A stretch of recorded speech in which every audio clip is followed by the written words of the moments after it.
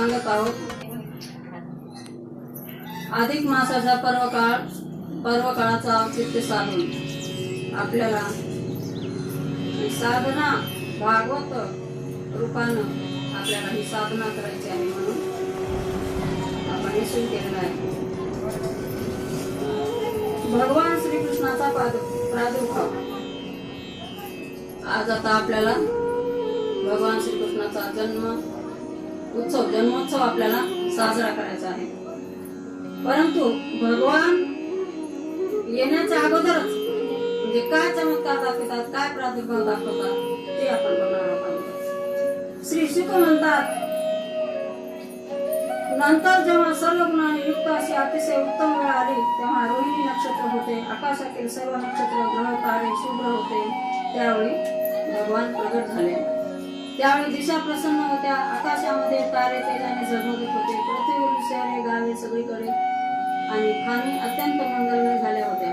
नद्यांचे पाणी स्वच्छ झाले होते, सरोवरामध्ये कमळे उमलली होती। आता बघा, कृष्ण परमात्मा येणार त्याच्या अगोदर कसे शुभ लक्षण व्हायला ते सांगायचे। वनातील वृक्षांच्या रांगा फुलांच्या उच्चाने लढल्या होत्या, पक्षी किलबिल करीत होते, भ्रमर गुणगुण करत होते, पवित्र आणि सुगंधी वारा स्पर्शाने लोकांना सुखी करत होता।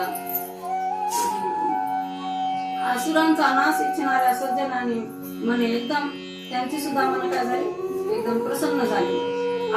जन्माला येण्याची वेळ आली, तेव्हा स्वर्गामध्ये देवताने दुदुंबी वाजविल्या, किन्नर गंधर्व गाऊ लागले, सिद्धाचरण स्तुती करू लागले, अप्सरा गाऊ लागल्या, नाचू लागल्या। अशा प्रकारचे सगळे शुभ लक्षण दिसू लागले।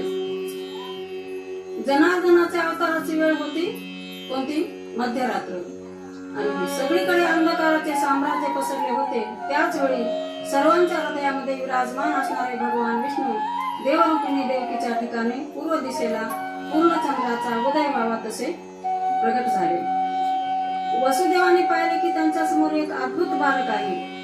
त्यांचे नेत्र कमलाप्रमाणे असून त्याला 4 हात आहेत। त्याने हातामध्ये शंख, गदा आणि चक्र हे उत्कृष्ट आयुध घेतले आहे। वक्षस्थळावर श्रीवंशनांचन असून गळ्यामध्ये कौस्तुभमणी झगमगत आहे। देवकीला काहीच कसल्याच प्रकारचं भान नव्हतं, परंतु वसुदेवाला हे लक्षात आलं। सगळं तसं दृश्य, हातामध्ये शंख, चक्र, गदा,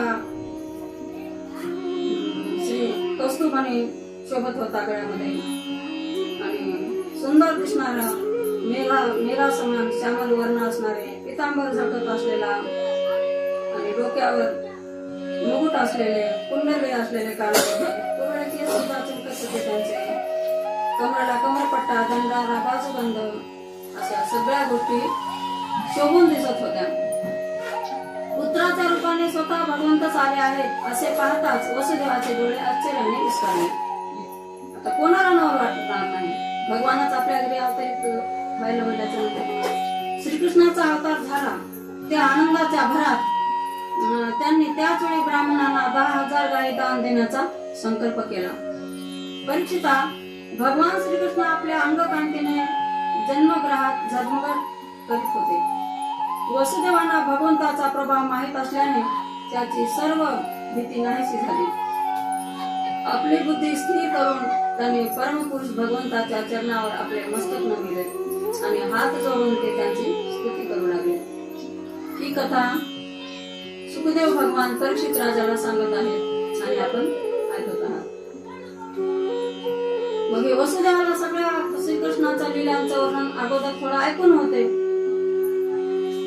आणि ते काय करू लागले, हात जोडून भगवंताची बुद्धीला स्थिर करून हात जोडून स्तुती करू लागले। वसुदेव म्हणाले, आपण प्रकृतीच्या पलीकडील असे साक्षात पुरुषोत्तम आहात हे मी जाणले। आपण केवळ स्वरूप, अनुभव गम्य आनंद स्वरूप आहात। आपण सर्व बुद्धीचे एकमेव साक्षी आहात, असं वसुदेव भगवंताची स्तुती करू लागले। आपणच सुरुवातीला आपल्या मायेपासून त्रिगुणात्मक जगाची निर्मिती करता, नंतर त्यात आपण पहिल्यापासूनच असूनही नव्याने प्रवृत्त झालात असे वाटते। अगोदर देव काय करतात, सुरुवातीलाच मायेपासून सृष्टी कशी आहे, 3 गुणामध्ये व्यापलेली आहे। त्रिगुणात्मक सृष्टी निर्माण करता म्हणजे तुम्हीच, आणि पुन्हा अजून जगाची निर्मिती करता, नंतर त्यात आपणच पहिल्यापासून असू नये, म्हणजे अगोदर असू नये, नव्याने अजून पुन्हा प्रगट झालं असं वाटते म्हणजे दुसऱ्यांना. जोपर्यंत महत्त्व इत्यादी कारण तत्व वेगळी असतात तोपर्यंत त्याची शक्ती सुद्धा वेगळी असते. पण जेव्हा ती इंद्रिय इत्यादी 16 विकारांशी एकरूप होतात तेव्हा त्या ब्रह्मांडाची रचना करतात आणि त्याची उत्पत्ती करून त्यात ती प्रयुक्त झाली आहे असे वाटते. परंतु ती कोणत्याही पदार्थात प्रवेश करीत नाही, कारण त्यांच्यापासून तयार झालेली जी जी वस्तू आहे ती मध्ये या अगोदर पासूनच असतात, त्यामुळे त्यांची उत्पत्ती संभवत नाही. आपल्याला दृश्य दिसते म्हणजे निर्माण झालेलं सगळं, परंतु हे त्यांच्यामध्ये अगोदरच सगळ्या गोष्टी असतात असं सांगितलं. त्याचप्रमाणे बुद्धीने फक्त गुणांच्या लक्षणानेच अनुमान केले जाते आणि इंद्रियांच्या द्वारा फक्त गुणमय विषयाचेच ग्रहण होते. कारण आपण सर्व काही आहात, सर्वांचे अंतर्यामी आहात, आत्मस्वरूप आहात आणि त्या गुणांच्या आवरणानं काय झालं आपल्याला झाकून टाकलेलं आहे, म्हणून आपल्याला एकदम बाहेर असे दिसत नाहीत भगवान. जो आपल्या दृश्य गुणांना आपल्यापासून वेगळे समजून सत्य आहे असे मानतो तो अज्ञानी होय. जे जे दिसते आपल्याला 3 गुणामध्ये त्याची प्रकृती प्रत्येकाची दिसत असते. मग ह्या दृश्य स्वरूपालाच आपण जर भगवान समजून बसलो तर तो अज्ञानी मनुष्य आहे असं समजावे. कारण विचार केल्यावर हे दृश्य पदार्थ दुसरे काही नाही हे सिद्ध होते वादविलासाखेरीज. हे दृश्य पदार्थ कसे आहेत, फक्त भोग देणारे आहेत. म्हणून हे भोग देणाऱ्या वस्तू सत्य नाहीत. विचारातून ज्या वस्तूचे अस्तित्व सिद्ध होत नाही, परंतु जी बाधित होते तिला खरे समजणारा मनुष्य बुद्धिमान कसा असू शकेल. हे प्रभू, आपण स्वतः सर्व क्रिया गुण आणि विकारापासून आलिप्त असून या जगाची उत्पत्ती स्थिती आणि प्रलय आपल्यापासूनच होतात. म्हणून त्या गुणांचे कार्य इत्यादीचा आपल्यावरच आरोप केला जातो. आपण तिन्ही लोकांचे रक्षण करण्यासाठी आपल्या मायेने सत्वमय शुक्लवर्ण पोषणकारी विष्णुरूप धारण करता. उत्पत्तीसाठी रजप्रधान रक्तवर्ण सुजनकारी ब्रह्मारूप आणि प्रलयाच्या वेळी तमगुण प्रधान कृष्णवर्ण संहारकारी रुद्ररूप यांचा स्वीकार करता. सत्वगुण तुम्हीच प्रदान म्हणजे तुमच्यामुळेच प्रदान होते.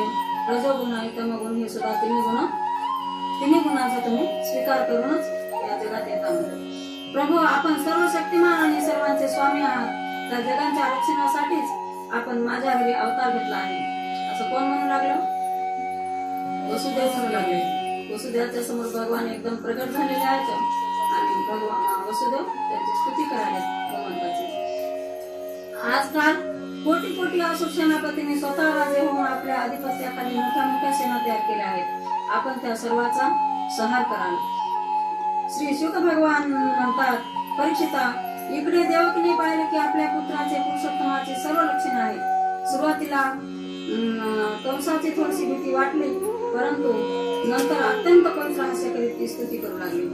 आणि देवकीने पण डोळे उघडून पाहिलं तर आतापर्यंत वसुदेव भगवान स्तुती करत होते आणि आता देवकी स्तुती करायची. अरे, आपल्या पुत्रामध्ये पुत्र होऊन जे भगवान आलेत आपल्याला, त्यांना कळालं की भगवानच आपला पुत्र होणार आहे. मग त्यांच्यामध्ये खरोखरच भगवंताचे सर्व लक्षण आहेत असे देवकी म्हणू लागली आणि स्तुती करू लागली.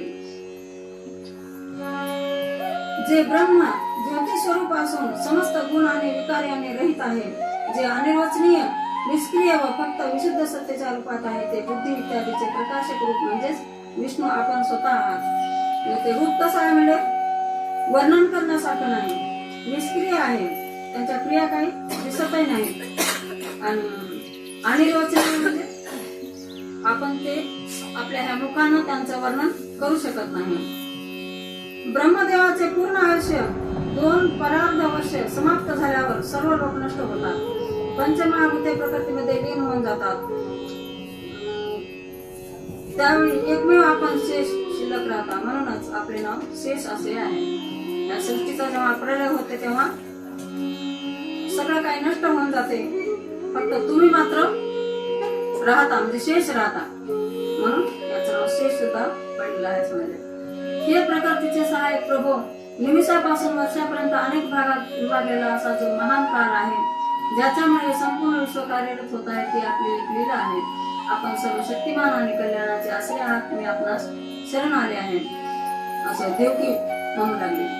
हा जीव मृत्यूरूप करार सर्पापासून भयभीत होऊन अनेक लोकांमध्ये भटकत आहे. जीव कसा आहे, भटकालाय आपला, परंतु याला कोठेही निर्भय स्थान मिळू शकले नाही. आज मोठ्या भाग्याने हा आपल्या चरणविंदांना शरण आल्यामुळे स्वस्थ होऊन सुखाने झोप येत आहे. आणि आपण खरोखरच भगवंताला जर शरण गेलो तर आपल्याला शांत प्रकारे झोप लागू शकते असं सांगितलं. आणि मृत्यूची सुद्धा भीती पळून जाते आपली. प्रभू, आपण भक्ताचे भयहरण करणारे आहात. भ्यालेल्या आमचे दुष्टकंसापासून रक्षण करावे. चतुर्भुज दिव्य स्वरूप ध्यानाची गोष्ट आहे. भौतिक शरीरावर दृष्टी ठेवणाऱ्या माणसासमोर हे प्रगट करू नका. जे लोक हे शरीर म्हणजेच मी आहे, हा देह म्हणजेच मी आहे, त्या देहाला जे मी समजतात त्यांच्यासमोर हे ज्ञान कधी सांगता कामा नये म्हणले, कारण त्यांना कळतच नाही म्हणले.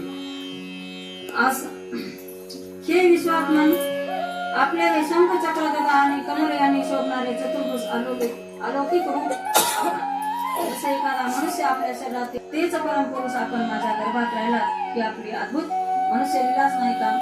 आणि मनुष्य रूपामध्ये आपल्याला लीला करायची आहे, म्हणूनच तुम्ही इथं प्रगट झालात अशा रूपामध्ये, असं देवकी बोलू लागले. श्री भगवान म्हणाले, हे माते, स्वयंभू मनवंतरामध्ये पूर्वजन्मी तू कृष्णी आणि हा वसुदेव सुतपा नावाच्या पुण्यशील प्रजापती होता. जेव्हा ब्रह्मदेवाने तुम्हा दोघांना संतती उत्पन्न करण्याची आज्ञा केली तेव्हा तुम्ही दोघांनी इंद्रिय निग्रह करून तीव्र तपश्चर्या केली. ह्या अवताराच्या अगोदर देवकी आणि वसुदेव कोण होते? त्या स्वयंभू मनवंतरामध्ये म्हणजे मागच्या जन्मामध्ये ह्यांच्या देवकी कृष्णी होती, कृष्णी नावाची, आणि वसुदेव सुतपा नावाचा पुण्यशील राजा होता. जेव्हा तुम्हा दोघांना संतती उत्पन्न करण्याची आज्ञा केली तेव्हा तुम्ही दोघांनी इंद्रिय निग्रह करून तीव्र तपश्चर्या केली.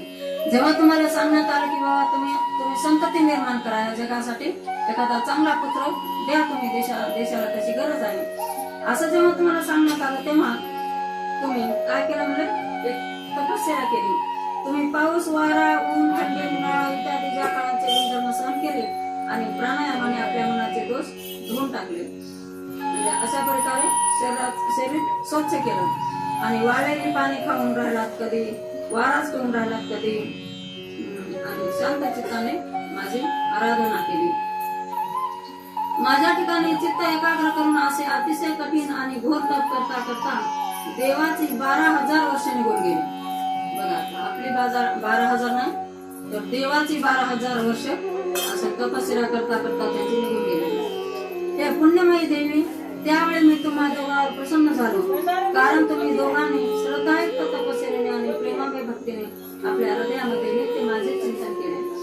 तपश्चर्या करत असताना काय केलं, इकडे तिकडे कुणीकडे ध्यान जाऊ दिलं नाही त्यांनी, आणि आपल्या हृदयामध्ये नित्य चिंतन मांडलं भगवंताचं. त्यावेळी तुम्हा दोघांची अभिलाषा पूर्ण करण्यासाठी वर देणाऱ्याचा राजा असा मी याच रूपाने तुमच्यासमोर प्रगट झालो, आणि वर मागा म्हणताच तुम्ही माझ्यासारखाच पुत्र मागितला, असं भगवान सांगू लागले. मागच्या जन्मातली कथा वसुदेव देवकीची. माझ्यासारखा पुत्र होण्याचा वर तुम्हाला प्राप्त झाला आणि मी तिथून निघून गेलो. आता आपले मनोरथ सफल झाले असे समजून तुम्ही विषयांचा भोग घेणे सुरू केले. या जगात स्वभाव, अवदार्य तसेच अन्य गुणांच्या बाबतीत माझ्यासारखा दुसरा कोणी नाही हे पाहून मीच तुम्हा दोघांचा पुत्र झालो, आणि त्यावेळी मी कृष्णी गर्भ या नावाने प्रख्यात झालो. नंतर पुढील जन्मामध्ये तू आदिती झालीस आणि वसुदेव कश्यप झाले त्याच्या पुढच्या जन्मामध्ये. त्यावेळी सुद्धा मी तुमचा पुत्र झालो. माझे नाव उपेंद्र होते. शरीर ठेंगू असल्यामुळे मला वामन सुद्धा म्हणतात. आपण हे वामन भगवंताची कथा ऐकली, आदितीची वामन भगवंताची. मी हे माते, या तिसऱ्या जन्मात सुद्धा मी त्याच रूपाने पुन्हा कशा पुत्र झालो. माझे वचन नेहमी सत्य असते. मी तुम्हाला माझे रूप यासाठी दाखवले की तुम्हाला माझ्या पूर्वीच्या अवताराचे स्मरण व्हावे. म्हणजे आतापर्यंत हे वर्णन का केलं म्हणजे मी मागच्या तुम्ही कोण होतात आणि मी तर तोच आहे जो आहे तोच भगवान, परंतु तुम्ही कोण होतात त्याचं तुम्हाला स्मरण व्हावं म्हणून तुम्हाला हेच गोष्टी सांगितल्या. म्हणजे आणि मी जर असे केले नसते तर केवळ मनुष्य शरीरावर माझा अवतार ओळखू आला नसता. मी जर तुम्हाला मागच्या अवताराचं लक्षात आणून दिलं नसतं तर आता तर मी मनुष्य रूप धारण करून आलो म्हणले कृष्ण भगवान, तर मला तुम्ही ओळखू शकला नसता असे भगवान सांगू लागले. तुम्ही दोघांनी माझ्याबद्दल पुत्रभाव आणि ब्रह्मभाव नेहमी ठेवा, म्हणजे दोन्ही प्रकारचे भाव ठेवा म्हणले माझ्यामध्ये, ब्रह्मभाव पण ठेवा आणि पुत्र रूपातला भाव पण ठेवा. अशा प्रकारे स्नेह आणि चिंतन केल्याने तुम्हाला माझ्या परमपदाची प्राप्ती होईल. श्री शुक भगवान म्हणतात, एवढे बोलून भगवान गप्प राहिले आणि माता पिता त्यांच्याकडे पाहत असतानाच त्यांनी आपल्या योगमायेने ताबडतोब एका सामान्य बालकाचे रूप धारण केले. तेव्हा वसुदेवाने भगवंताच्या प्रेरणेने त्या मुलाला घेऊन सुतिका ग्रहाच्या बाहेर निघावे असे ठरविले. त्याचबरोबर नंदपत्नी यशोदेपासून जन्मरहित योगमाया प्रगट झाली. त्याच योगमायेने द्वारपाल आणि नगरातील लोकांच्या सर्व इंद्रियाच्या वृत्ती खेचून घेतल्या. त्यामुळे ते सर्वजण गाढ झोपी गेले. कारागृहाचे सर्व दरवाजे बंद होते. त्यांना मोठ्या मोठ्या फळ लोखंडाच्या साखळ्या आणि कुलपे लावलेली होती. त्यामुळे बाहेर जाणे अतिशय अवघड होते. परंतु वसुदेव श्रीकृष्णांना घेऊन जसे त्या दरवाजाजवळ पोहोचले तसे ते सर्व दरवाजे आपोआप उघडले. सूर्योदय होताच अंधार नाहीसा होतो, त्याचप्रमाणे त्यावेळी ढग हळूहळू गर्जना करीत वर्षाव करीत होते. म्हणून शेष आपल्या पणाने पाऊस आढळीत भगवंताच्या पाठोपाठ चालू लागला. त्या दिवसात वारंवार पाऊस पडत होता, त्यामुळे यमुनेचे पाणी सुद्धा वाढले होते. तिचा प्रवाह गंभीर आणि वेगवान झाला होता. लाटामुळे फेस सुद्धा येत होता. भयानक भूकंप निर्माण झाले होते. आणि तरीही ज्याप्रमाणे सीतापती श्रीरामाने समुद्राला वाट करून दिली होती, त्याचप्रमाणे यमुना नदीने भगवंतांना वाट करून दिली. नंदाच्या गोकुळात गेल्यानंतर वसुदेवाने पाहिले की सगळे गोप गाढ झोपी गेले आहेत. त्याने त्या मुलाला यशोदेच्या अंथरुणावर झोपिले आणि त्यांच्या कन्येला घेऊन ते कारागृहात परत आले. मग वसुदेवाने काय केलं, त्या यशोदेच्या पुढे ठेवलं नेऊन बाळ आणि कन्याला तिच्या पोटी कन्या जन्मली होती, तिला घेऊन पुन्हा कारागृहामध्ये आले.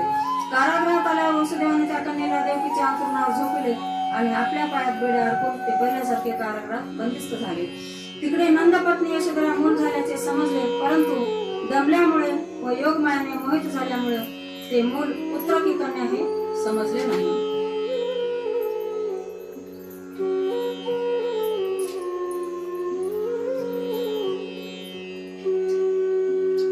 कंसाच्या हातून सुटून योगमायाचे आकाशात जाऊन भविष्य कथन. श्री शुक भगवान म्हणतात, परीक्षिता, जेव्हा वसुदेव परत आले तेव्हा नगराच्या बाहेरील आणि आतील सर्व दरवाजे आपोआपच पहिल्याप्रमाणे बंद झाले. यानंतर बालकाच्या रडण्याचा आवाज ऐकून द्वारपाल उठले.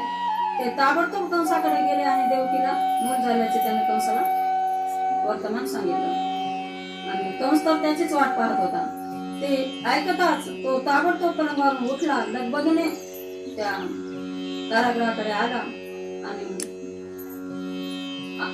हा आपला काळच जन्माला आला आहे असं त्याला वाटलं कंसाला. म्हणजे आता 8वा जन्माला येणार होता, तर तो त्याची वाटच पाहत होता. तो व्याकुळ झाला होता आणि त्यामुळे केस विस्कटलेल्या अवस्थेतच तो अडकळत चालला होता. तेथे येताच सती देवकी दिनवाणी होऊन रडत रडत त्या आपल्या भावाला म्हणाली, हे माझे हित चिंतणाऱ्या बंधू, ही कन्या तुला सुनेप्रमाणे आहे, शिवाय स्त्रीला मारणे मुळीच योग्य नाही. हे बंधू, तू माझ्या पुष्कळ अग्नी समान तेजस्वी बालकांना देववशात मारले आहेस. निदान आता ही कन्या तरी मला दे. आतापर्यंत 6 बालक देवकीचे मारले होते कंसाने आणि आता ही कन्या तुला कशी मारू शकेल म्हणले. ही का तुला मारणार नाही म्हणून हिला जिवंत राहते अशी देवकी आपल्या भावाला बोलू लागली.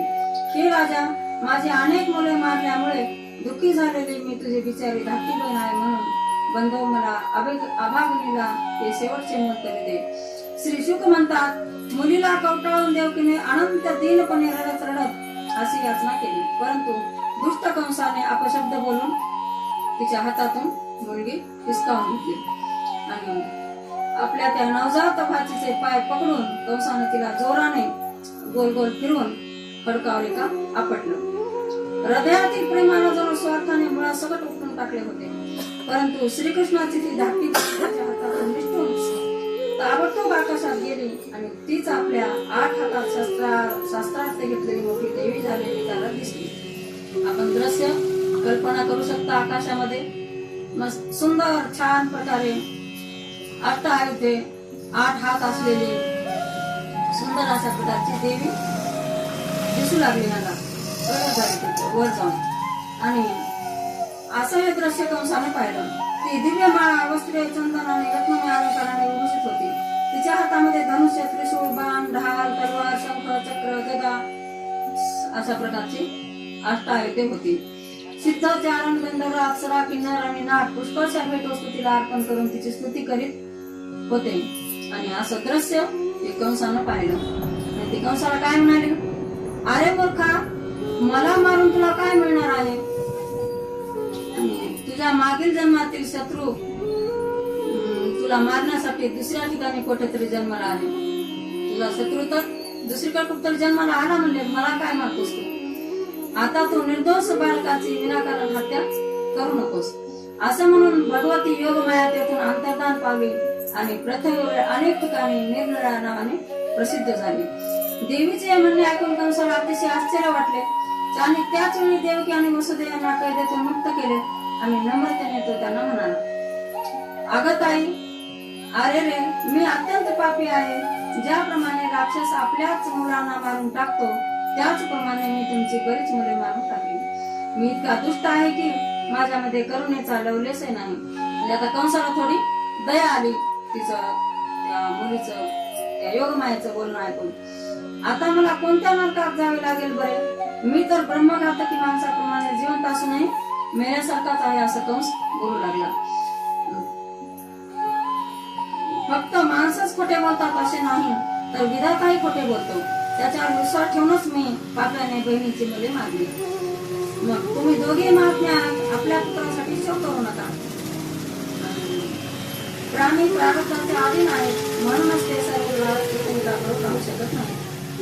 आपण प्रारब्धाच्या अधीन आहोत म्हणून आपण बहीण, भाऊ, आई, वडील या सगळ्या नात्यांना जरी उपस्थित असाल तरी एकमेकाबरोबर जास्त दिवस राहू शकत नाही. जसा मातीच्या वस्तू तयार होतात आणि मातीत मिसळतात, परंतु मातीमध्ये काही बदल होत नाही, होते का? मातीचं एखादं भांड तयार केलं तर पुन्हा ते फुटल्याचं नंतर मातीच होते तशी. तशाच प्रकारचं आपलं हे शरीर सांगितलं. त्याचप्रमाणे शरीराचे उत्पन्न होणे, नाहीसे होणे चालूच असते, परंतु आत्म्यावर याचा काही प्रभाव पडत नाही. आत्मा जसाचा तसाच राहतो. नैनं छिनोति शस्त्राणि नैनं दहति पावकः न चैन क्लेशयन्त्या पूर्ण शोषयति मारुतः. अशा प्रकारे अग्नी जाळू शकत नाही आत्म्याला, वारा सुकू शकत नाही, पाणी भिजवू शकत नाही, शस्त्र तोडू शकत नाही. अशा प्रकारचा असा असलेला आत्मा त्याला तो जसा तसाच राहतो. जे लोक हे तत्व जाणत नाही ते या शरीरालाच आत्मा समजतात. ज्या लोकांना हे तत्व समजलं नाही ते या शरीरालाच आत्मा समजतात असं सांगायचं. यामुळेच पुत्रादिती असे संयोग वियोग होतो तेव्हा सुख दुःख रूपी संसारातून सुटका होत नाही. अज्ञानामुळे आपलं काय होते, या दुःख रूपी संसारातून सुटकाच होत नाही. कारण आपण शरीरालाच मी समजायला, आत्माला मी कुठं समजायला. म्हणून हे ताई, मी जरी तुझ्या पुत्रांना मारले असले तरी तू त्यांच्यासाठी शोक करू नकोस असं कंस आपल्या बहिणीला म्हणजे देवकीला म्हणू लागला. कारण सर्व प्राण्यांना पराधीनपणे आपापल्या कर्माचे फळ भोगावेच लागते. पराधीन आहे जगती पुत्र मानवाचा. आपले स्वरूप न जाणण्यामुळे जोपर्यंत जीव असे मानतो की आपण मरणारा आहे किंवा मारणार आहे कोणतरी आपल्याला, परंतु शरीराच्या तोपर्यंत शरीराचा जन्म मृत्यूचा अभिमान धरणारा अज्ञानी जीव पीडा देणारा वा पीडा भोगणारा होतो. आपण या शरीरालाच मी म्हणल्यामुळं आपल्याला जन्म मृत्यूची पीडा सुद्धा सहन करावी लागते. माझ्या दुष्टतेला तुम्ही दोघांनी क्षमा करावी, कारण तुम्ही सज्जन असून दिनाचे रक्षण करणारे आहात असे कंसाने देवकी वसुदेवांचे पाय धरले. त्यावेळी त्यांच्या डोळ्यातून अश्रू वाहत होते. यानंतर त्याने योगमायाच्या वचनावर विश्वास ठेवून स्वतःच्या सौजन्याने देवकी आणि वसुदेव यांना कैदेतून सोडून दिले. कंसाला पश्चाताप झाला पाहून देवकीला वाटलं की यांना आता क्षमा केली, याचा राग गेला काय की असं वाटलं. त्याच वेळी वसुदेव हसून म्हणाले, हे कंसा, तू म्हणतोस ते खरे आहे. अज्ञानामुळे जीव शरीर इत्यादींना मी असे समजतो. यामुळेच आपला पराभव अपपरभाव निर्माण होतो आणि असे भेददृष्टी झाल्यानेच शोक, हास्य, भय, द्वेष, लोभ, मोह आणि मदाने लोक आंधळे होतात आणि सर्वांना प्रेरणा देणारे भगवंतच एका वस्तूने दुसऱ्या वस्तूचा परस्पर नाश करीत आहेत. श्री शुक भगवान म्हणतात, अशा प्रकारे जेव्हा प्रसन्न होऊन निष्कपट भावाने वसुदेव आणि देवकी कंसाशी बोलले, तेव्हा त्यांनी अनुमती घेऊन तो आपल्या महालाकडे निघून गेला. ती रात्र उलटून गेल्यावर कंसाने आपल्या मंत्र्यांना बोलावले आणि योगमायेने जे सांगितले होते ते सर्व त्यांना कथन केले. कंसाचे मंत्री फारसे शहाणे नव्हते. दैत्य असल्यामुळे स्वभावतच देवाचा काय करत होते ते द्वेष करत होते आणि आपल्या स्वामीचे म्हणणे ऐकल्यावर ते देवशत्रू कंसाला काय म्हणू लागले, हे भोजराज, असे असेल तर आम्ही आजच शहरे, गावे, गवळ्याच्या वस्त्या इत्यादी ठिकाणी जेवढी लहान मुले असतील, मग ती 10 दिवसाच्या आतील किंवा बाहेरची असत, सर्वांना आजच्या आजच मारून टाकता म्हणे. जेव्हा आपण त्यांच्यावर बाणवर्षाव करून त्यांना घायल करता, तेव्हा त्याच्या प्राणाचे रक्षण करण्यासाठी युद्धभूमी सोडून देव पळू लागतात. जे शत्रू शस्त्रास्त्र प्रयोग विसरले आहेत, त्यांचे रथ मोडून पडले आहेत, जे भयभीत झाले आहेत, जे लोक युद्ध सोडून विमनस्थ स्थितीत आहेत, त्यांचे धनुष्य मोडले आहेत. जिथे भांडण तंटा नसतो तेथे देवांचे शौर्य रणभूमीच्या बाहेरच ते पिशाची मारतात.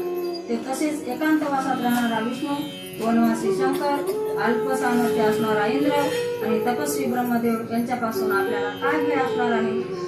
आमचे मत असे आहे की ते दैत्य असं बोलू लागले. आमचे मत असे आहे की असे असेल तरी देवाची उपेक्षा करता कामा नये, कारण ते आपले शत्रू आहेत. म्हणून त्यांचे मूळच उघडून टाकण्यासाठी आपण आमच्यासारख्या विश्वासपात्र सेवकाची नेमणूक करावी. जसं की जेव्हा शरीरात रोग उत्पन्न होतो आणि त्यांची उपेक्षा केल्यामुळे आपले मूळ घट्ट करतो आणि आपण एखादा आपल्या शरीरामध्ये रोग झाल्याच्या नंतर आपण त्याच्याकडे लक्षच दिलं नाही तर ते रोग कसा होते, बळकावत जाते. तशाच प्रकारे आपण आता या शत्रूला सोडलं तर याची शक्ती जास्तच वाढत राहील. म्हणजे ब्राह्मण, गायी, वेद, तपस्या, सत्य, इंद्रियोगमन, मनोनिग्रह, श्रद्धा, दया, सहनशीलता आणि यज्ञ ही विष्णूची शरीरे आहे. म्हणून आपण यांची पूजा करतो.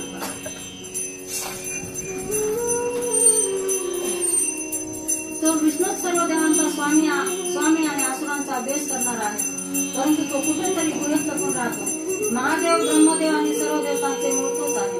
सर्व ऋषींना मारून टाकणे हाच त्याला मारण्याचा उपाय आहे. श्री शुक म्हणतात, अशा रीतीने दुष्ट मंत्र्याशी सल्लामसलत करून काळाच्या फासात सापडलेल्या दुष्ट कंसाने ब्राह्मणांनाच मारणे योग्य ठरवले. त्याने इच्छेनुसार रूप धारण करणाऱ्या हिंसाप्रेमी राक्षसांना सर्वत्र जाऊन संत पुरुषाचे हिंसा करण्याची आज्ञा केली आणि महालात प्रवेश केला. जे लोक त्या असुराचा स्वभाव कसा होता, रजोगुणी आणि तमोगुणामुळे चित्त काय झालं होतं, ते विवेक बुद्धी त्यांच्याकडे नव्हतीच. मृत्यू त्यांच्या डोक्यावर नाचत होता, म्हणून त्यांनी संतांचा द्वेष केला. ज्याच्या डोक्यावर मृत्यू फिरत आहे ते अशा प्रकारे संतांचा द्वेषच करतात. म्हणजे जे लोक संतांचा अनादर करतात त्यांचे ते कुकर्म, त्यांचे आयुष्य, लक्ष्मी, कीर्ती, धर्म, इहपरलोक अशी आकांक्षा आणि संपूर्ण कल्याण नष्ट होते. म्हणून संतांचा द्वेष करता कधी कामा नये.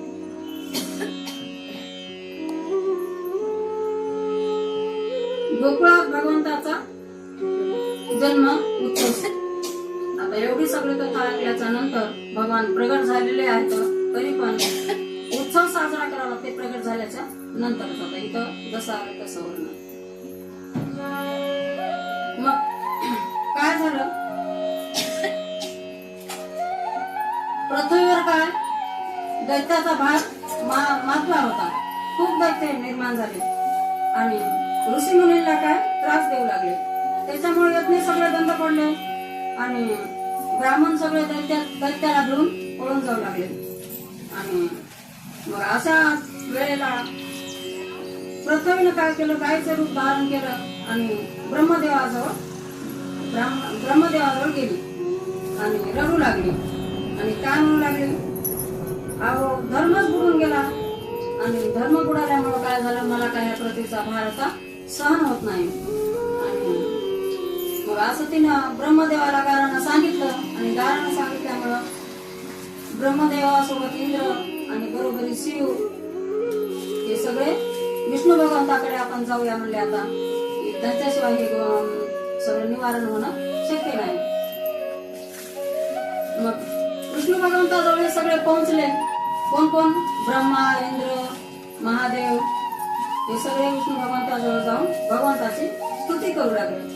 आणि स्तुती करत असताना काय झालं, आकाशवाणी झाली. आणि आकाशवाणी काय सांगू लागली, तळमळ करू नका तुम्ही, लवकरच आता म्हणजे भगवान प्रगट होणार आहेत, असं आकाशवाणी झाली. देवकीच्या गर्भामध्ये भगवान येणार आहेत आणि गाई ब्राह्मणाचं रक्षण करणार आहेत आणि दैत्यांना मारून सर्व लोकांना ते आनंदी करतील. म्हणजे रोहिणीच्या उदरामध्ये बळीभद्र म्हणजे शेषाचा अवतार होणार आहे. अशा प्रकारे असं सगळ्या गोष्टी ऐकून त्यांना आनंद झाला आणि तुम्ही आता स्वतः आपापल्या ठिकाणी जा म्हणले. मग आता अवतार घ्यायचं ठरलं. परंतु अवतार घेत असताना शेष भगवान म्हणले, मी राम अवतारामध्ये मी काय झालो होतो, लहान झालो होतो आणि तुम्ही मोठे होता. मग आता मी लहान असल्यामुळे मला खूप त्रास झाला म्हणले, मग खूप कष्ट सोसले म्हणले मी. परंतु आता मला काय, मी मोठा होतो आणि तुम्ही छोटे व्हा म्हणले. मग आणि अशा प्रकारे राम अवतारी झालं लक्ष्मण सेवेले अरण्य तुम्हा सवे. आणि 14 वर्षापर्यंत मी उपवास केला म्हणले. 14 वर्ष अरण्य जंगलामध्ये फिरले आपण आणि उपोषण पण घडलं मला. मग आता भगवंताला हसू आलं आणि भगवान काय म्हणतात, राहू दे म्हणले, तू तेव्हा मोठा होतास, लहान होतास, तर मी आता म्हणजे आता तू वडील होईल का सर्वज्ञ, तू आता वडील होईल आणि मी लहान मोठा होतो म्हणजे तू लहान होईल. देवकी उदरी राहावे गावनी मायाशी मागवणी पाठवितो. मग तुम्ही काय करा म्हणजे शेष भगवंताला आज्ञा केली, तुम्ही देवकीच्या उदरात राहा जाऊन आणि लगेच पाठीमागून मायेला पाठवितो. मग काय करेल योग माया म्हणले, योग माया तुम्हाला त्या देवकीच्या उदरातून काढी आणि रोहिणी नावाची जे कंसाची दुसरी पत्नी आहे तिच्या पोटामध्ये नेऊन ठेवलं म्हणले, वसुदेवाची. हा, मग देवकी आणि अशा प्रकारे 7वा जे गर्भ आहे तो योगमायाने रोहिणीच्या उदरामध्ये नेऊन ठेवला कंसाच्या भीतीमुळे. आणि मग देवकीचे तेज दिशेले सूर्य कंसाचे हृदय जळत असे. देवकीच्या उदरात सुद्धा भगवान श्रीकृष्ण होते आणि तिचं तेज वरच्यावर वाढतच होतं. मग हे सगळं पाहण्यासाठी आकाशामध्ये विमानाची दाटी झाली आणि सर्व देवगण काय करू लागले, गर्भाची स्तुती करू लागले. आणि स्तुती करता करता 88 सहस्त्र वर्णिताते तुझं ब्रह्मांडाचे बीज तुझं नाव, जन्म मरणाचे नाही त्या भय, 8वी पाय तुझे जे का, 9 जणी तुझ्या पाय लोळतात परब्रह्म मूर्ती तुझं नाव. 9 जणी म्हणजे हे 9विधा भक्ती. आणि तुम्ही अशा प्रकारे प्रगट झाल्यानंतर आम्हाला आता कशाची भीती नाही असं बोलू लागले.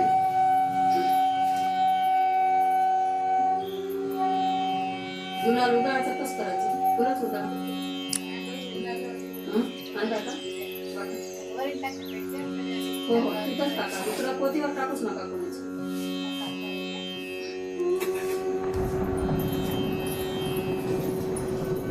दशरथे मारिला तोची होता मास, दशरथे मारिला तोची होता मास, दशरथे मारिला तोची होता मास, दशरथे मारिला तोची होता मास, वर्षा ऋतू असे कृष्ण पक्ष, वर्षा ऋतू असे कृष्ण पक्ष वसुनाम तिथी बुधवार असे वसुनाम तिथी बुधवार असे सुख सांगत असे परीक्षिती सुख सांगत असे परीक्षिती वसुनाम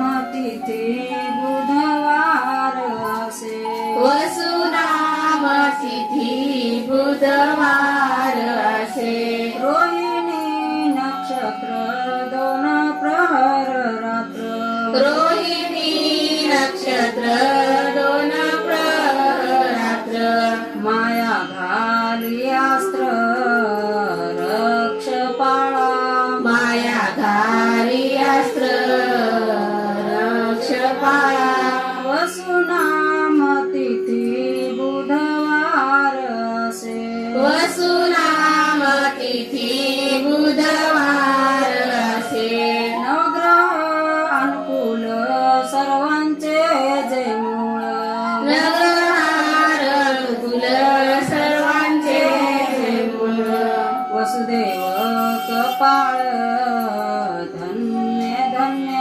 वसुदेव कपाळ धन्य धन्य जयाचा तो अंश तयासी आनंद जयाचा तो अंश तयासी आनंद माझ्या कुळी गोविंद अवतरला माझ्या कुळी गोविंद अवतरला वसुनाम तिथी बुधवार असे वसुनाम तिथी बुधवार असे अयोनी संभवन काही श्रमी अयोनी संभवन काही श्रमी नाम याचा स्वामी प्रगटला नाम याचा स्वामी